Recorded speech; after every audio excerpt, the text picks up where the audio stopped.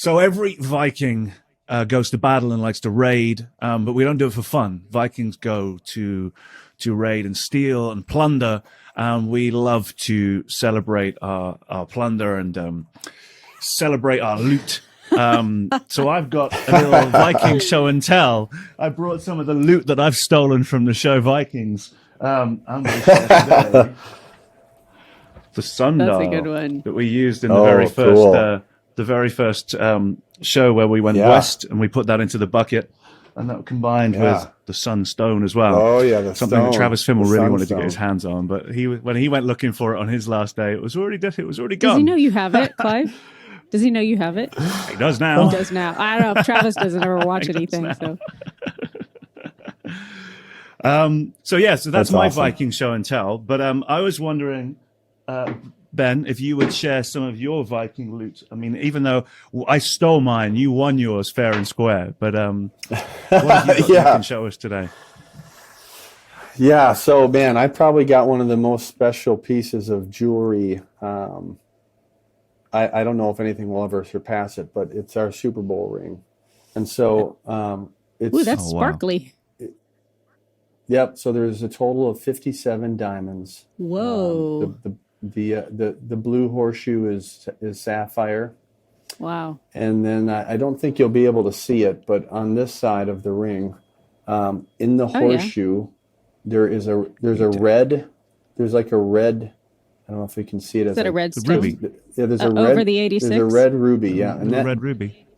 yeah, like to the side of the 6, and it was only given to the players. So that's one of the differentiators in our rings versus rings that go to coaches and other things like that. And so on every side of the ring is the player's name. There's a saying here that says "our time," and that's actually the title of a poem that was written by our owner, Jim Irsay.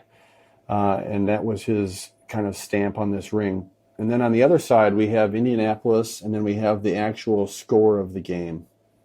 Wow. And then we have the probably what makes this the most unique ring in the history of football is it's the only ring in the history of the NFL to have a belief system engraved in the side of the ring, and it's the word faith. I don't know if you can see it there at the bottom. Yeah.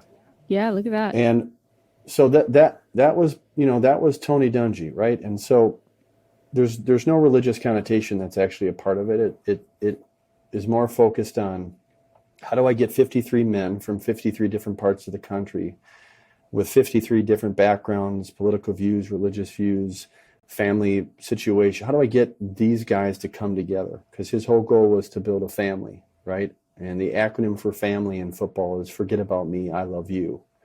And so how do I get the most diverse locker room in sports to come together and to be a family? And his goal was I want these guys to have faith in each other. So the acronym that I came up with for it that describes it is freedom for all individuals to trust and hope in each other.